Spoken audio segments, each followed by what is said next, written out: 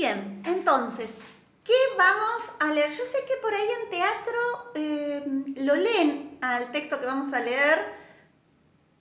Lo podemos revisar y me avisan cualquier cosa. Si ya lo han leído, les paso otro material. Bien, vamos a leer un texto de Federico Nietzsche que es de la primera época, podríamos decir, de sus obras. Por lo tanto, no va a tener una gran complejidad como las últimas obras nietzscheanas, que en este caso es una de las pocas obras que están escritas en prosa.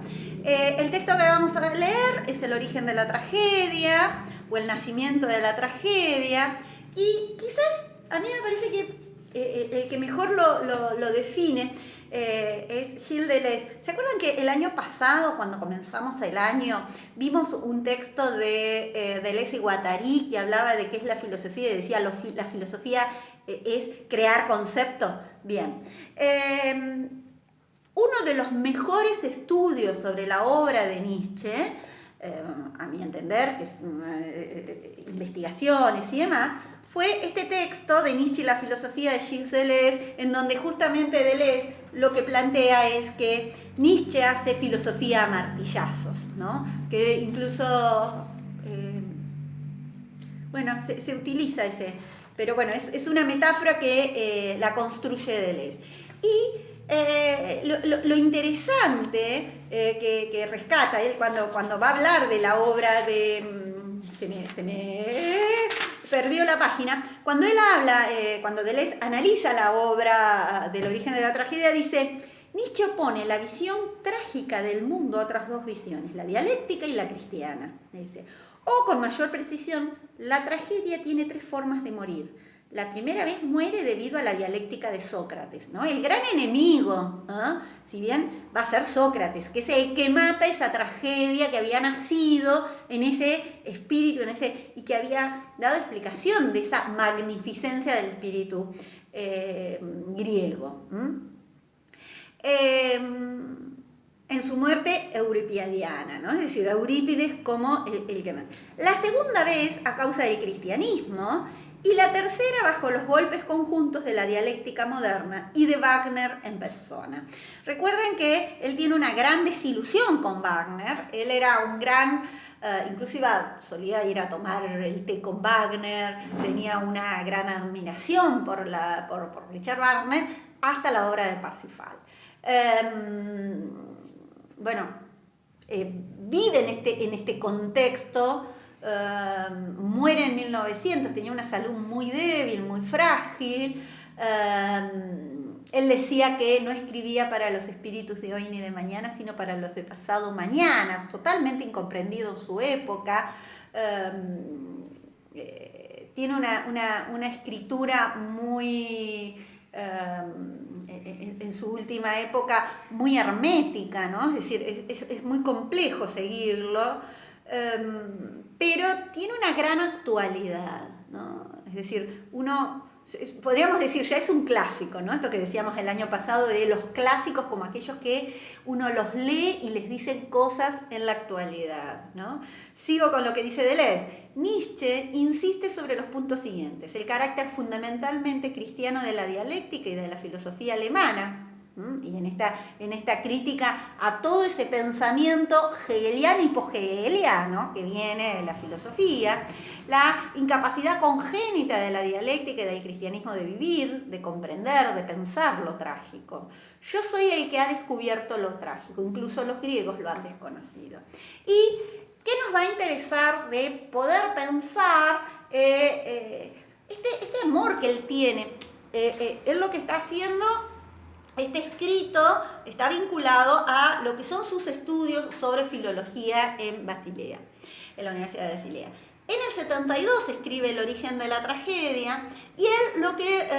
vamos a leer solo los primeros, yo les dejé solamente la primera parte que vamos a leer, y me parecía muy interesante como esta idea de ¿qué pensar? ¿Cómo pensar el arte? Y entonces recupera dos personajes y piensa en esta construcción dialéctica entre lo apolíneo y lo dionisíaco. Hay unas lecturas que en nombre de Nietzsche se han dicho muchas barbaridades. es decir, no se puede pensar que uno puede existir sin el otro. Justamente cuando se lo separa muere esto, ¿no? Entonces, él dice, bueno, comienza el texto así, dice: la evolución progresiva del arte es el resultado del espíritu apolíneo y del espíritu dionisíaco. De la misma manera que la dualidad de los sexos engendra la vida en medio de las luchas perpetuas y por aproximaciones. Y uno les dejo la pregunta para que cuando lo lean se lo pregunten al mismo Nietzsche. ¿Qué habría que pensar con respecto a por qué le interesa? ¿Por qué surge? ¿Por qué pueden vivir los griegos en un mundo en donde sus dioses juegan a los dados, como dicen, ¿no? Es decir, ese mundo, ¿no? Tan que bueno, la pandemia nos enseñó, es decir, ahora no diríamos los dioses hoy, pero bueno, somos seres en un total nivel de vulnerabilidad, ¿no? Es decir, ¿cómo sobrevivimos si tenemos conciencia de nuestra vulnerabilidad? Piensen que esto lo está diciendo, ¿no? En esa sociedad que construyó el Titanic.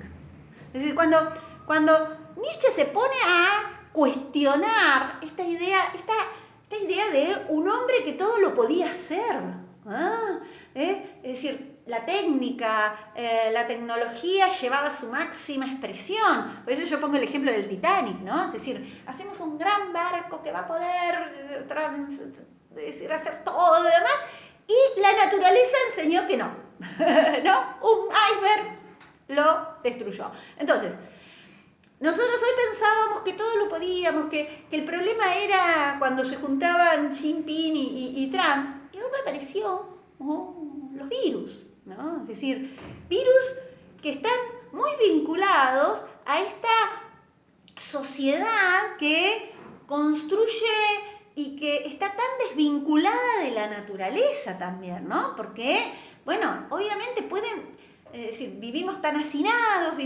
fíjense, el problema de AMBA, es decir, el problema de las grandes ciudades. Entonces, nosotros tenemos que ser conscientes como hombres de nuestra vulnerabilidad y cómo podemos vivir pese a ser conscientes de nuestra vulnerabilidad. Quizás esa sería una pregunta que toma sentido en nuestra contemporaneidad a partir de este texto de cómo fueron conscientes los griegos de poder vivir en su cotidianeidad, los griegos de la antigüedad, sabiendo que los dioses jugaban a los dados, como dice él, ¿no? Es decir, sus dioses eran dioses malvados, dioses terribles, ¿no?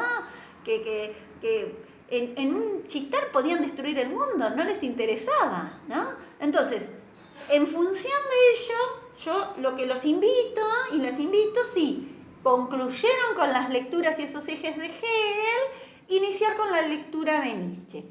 Vamos a hacer así. Cerramos con Hegel y si pudieron. Si tienen tiempo, primero descansan.